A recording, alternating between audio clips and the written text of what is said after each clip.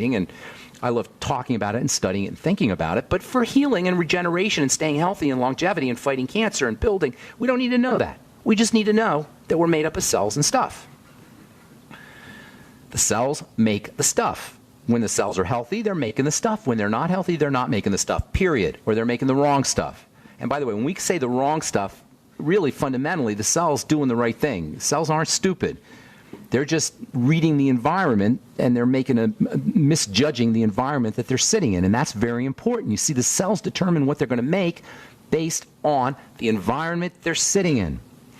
This is where the medical model deceives us. The medical model does not tell us and does not promote the idea, maybe it doesn't even know it or recognize it itself, that what the cell is sitting in is of primal importance in determining. It is the determining factor in the health of the cell and how effectively it makes the stuff. It's what the cell is sitting in.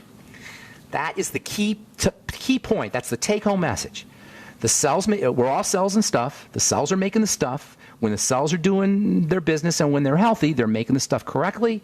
When they're not doing their business or there's some kind of defect, they're not doing their stuff correctly. That's when we're sick. What is it that determines whether the cell will make the stuff correctly or not? What the cell is sitting in.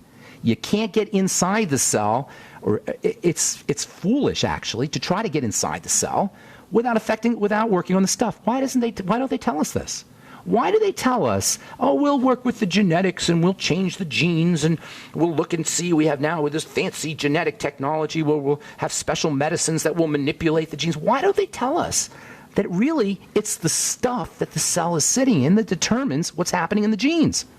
Oh, we know there's genetic correlates to cancer and it's caused by this gene and that gene, and oh, it's in your genes and your mom had it, so you're going to have. Why don't they tell us that the genes respond to what the cell is sitting in, to the environment?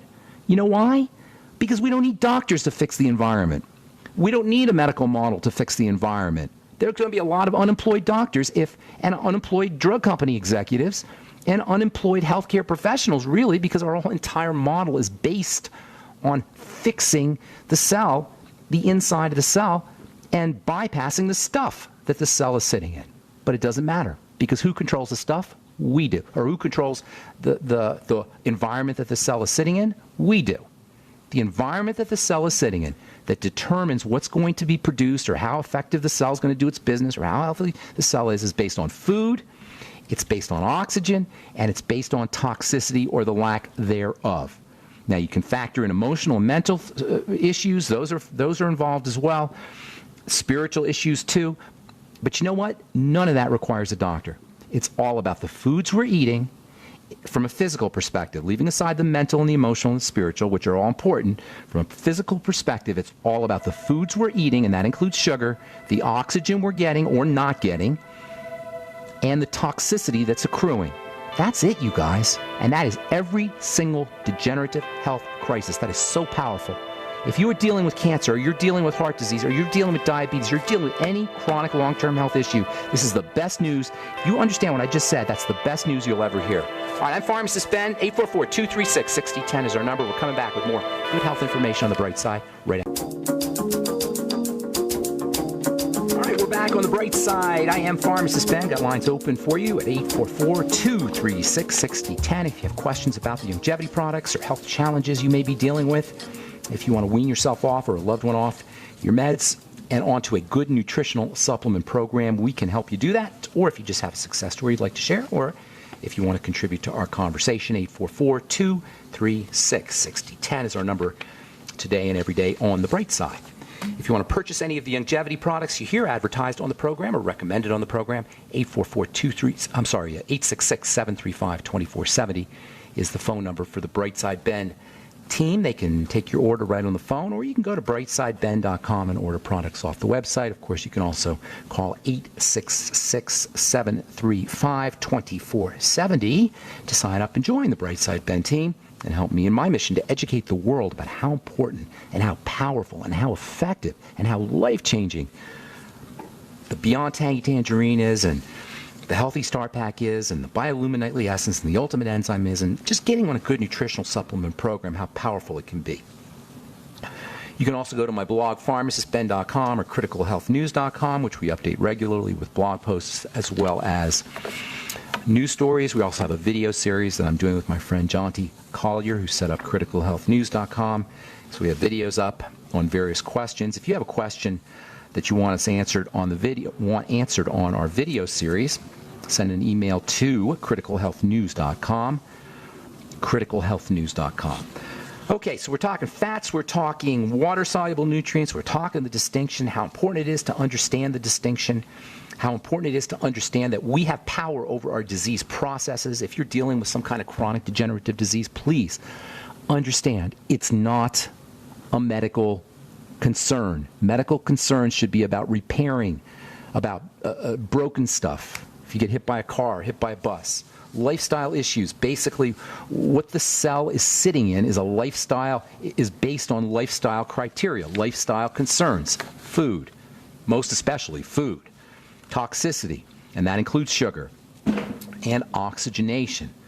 That's why deep breathing, that's why reducing your intake of sugar, it's why controlling digestive health is so darn important, especially around the microbiome, good bacteria. From Fox News, this is yesterday. Actually, this is today. Do you have a food addiction? I realized this myself. I had a food addiction. I didn't have a food addiction. I realized I had an eating addiction. It wasn't that I was addicted to specific foods. I was addicted to eating, the process of eating. And how do I define that? Well, I still do. Not used to. I fight it every day. It's hardwired into us to be addicted to food, to be addicted to eating, I should say. I realized that I was eating when I wasn't hungry. That's how you know you have an addiction. If you're eating when you're not hungry, you're addicted to food. You're addicted to eating. If you're eating specific food when you're not hungry, you're addicted to that food. That's how you know you're addicted. If you're eating when you're not hungry. And I guarantee you guys, if you become introspective the next time you feel like eating and just turn your attention inside, and I'm not saying to change your behavior, just notice it, you'll notice that the vast majority of times that we eat or we think we want to eat, we're not even hungry. And if you check in with your stomach a lot of the times, or your digestive system a lot of the times, by just paying attention to it, placing your attention on your belly, you'll notice a lot of the times your belly isn't not merely unhungry, your belly is screaming at you not to eat. I notice it myself. I want a food, and basically when I want that food, the vast majority of times I want it from my head. I want it from my mouth. I want it from my tongue. I want it from the flavor. I don't want it from my belly. I don't want it from my body. And when I check in with my body is saying, or my belly is saying, no, don't do it. And I still find that a lot of the times I do it. Now, this is not to beat myself up or anybody up. It's just to say that we have power over our chronic degenerative disease states. It's not a medical issue. You don't need a doctor. In fact, there's very little a doctor can do for you. You think these drugs cure anything?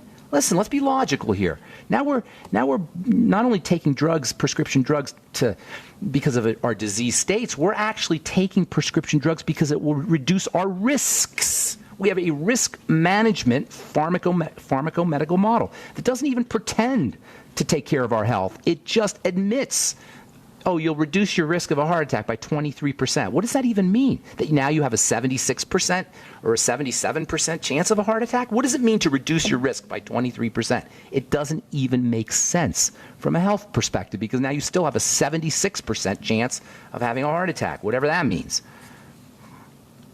It's like a cloud, a hypnotic cloud we're under. The medical model has us hypnotized, and it's been doing it for generations, to the point now we just assume if we're sick, we go to the doctor. This is why we have these antibiotic problems. Big problems with antibiotics that don't work. Antibiotics don't work anymore. You could have seen it coming. So you know what they do? This is their solution to antibiotics that don't work because the bacteria are resistant. Here's the solution. More antibiotics, stronger antibiotics. That's the solution. Not that you don't need antibiotics occasionally, but you certainly don't need them as much as we're taking them. And by the way, you know, most antibiotics that we take are come in through the food. That's where the vast majority of antibiotics are sold to, is agriculture companies and farms, to keep the pigs and the chickens and the farm animals from getting sick, because they're packed in so tightly. Go see a movie, Food Inc., if you really want to get an understanding of our food supply. Okay.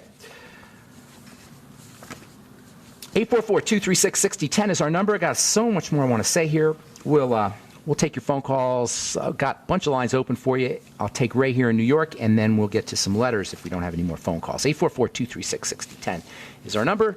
Ray in New York, what's going on? Welcome to the bright side. Hey, good morning, Ben. How are you today? Doing good. What's going on, my friend? Hey, Ben, I'm calling in regards to my daughter. She's 16. Okay. And she has two issues going on with her skin. Okay. The first one is on her upper chest and lower neck. She has these white spots on her skin. It's like there's no pigment. Yes, I know what you're talking about. They just came about in the past month. And are they little spots, or are they little tiny spots? Little tiny circular, Yeah, okay. like less than the size of a BB. About maybe a half a dozen, 12 to 20 spots. That's funny. I mean, it's not funny, but it's interesting because your daughter's 16, right? Mm-hmm.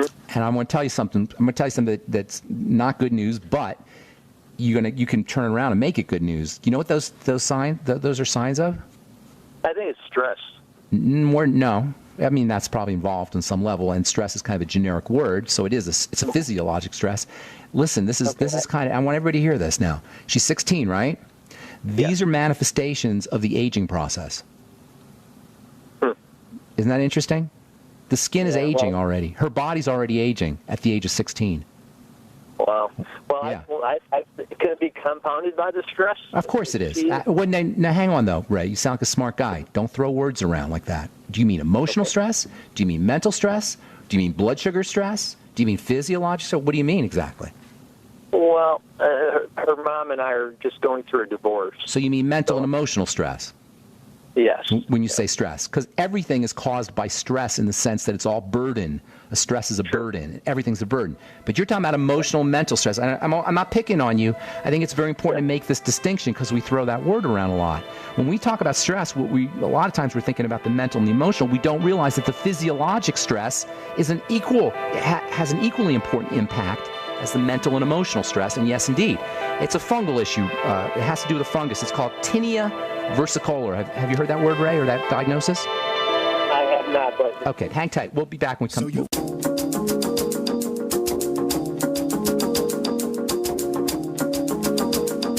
Okay, we are back on the bright side. I'm Pharmacist Ben. We're on the air Monday through Friday, 8 to 9 Pacific, 10 to 11 Central Time, 24/7 on our archive page at brightsideben.com. You'll find all the longevity products at brightsideben.com. Same with criticalhealthnews.com and pharmacistben.com. Also blog posts and news stories. Thank you, John T. Collier and Robert Lundgren, for setting those up. Okay, got lines open for you, 844-236-6010. We're talking to Ray in New York. So I didn't mean to pick on you there, Ray, about the whole stress thing, but I think it's important that we recognize that everything's a stress in one way or another. By the way, there's a difference between stress and strain. Stress is what happens to the bridge or the body. Actually, it started out as an engineering word before it was a biological word. Stress is the amount of force, and strain is the response. So when we talk about stress, we're really talking about strain. We're talking about the response. The body has an ability to deal with stress. When disease manifests in response to stress, that means it's overloaded. And that's really what we're talking about. Ray, you there, my man? Yes, man. Okay. So let's talk. No, I see your point. Okay, good. In regards to these spots, the pediatrician gave her a fungal cream. Right. That's because it's a fungal infection. But the problem is, and this is why dermatology and me don't get along, by the time you got the fungal infection, the problem's over. It's inside where you had the issue, not on the outside. Why is this happening? But dermatology is still stuck with giving steroid creams, immune suppressants, and antimicrobials, antibiotics and antifungals. Still, to this day, after 100 years of dermatologists, we still do the exact same thing. So here's the deal. She has a fungal infection, probably. Now, sometimes there's eczema that's involved, but we're just going to go with the fungal infection. Fungus in the body live in balance with bacteria. And we're always talking about the good bacteria, the microbiome, the probiotics, etc. Well, these things live in the gut largely, although they're also in the skin, and they're also in the lungs for that matter, these good bacteria. And when they die off, the fungus overgrow. Follow? Make sense? Yes. Yep. Okay, now,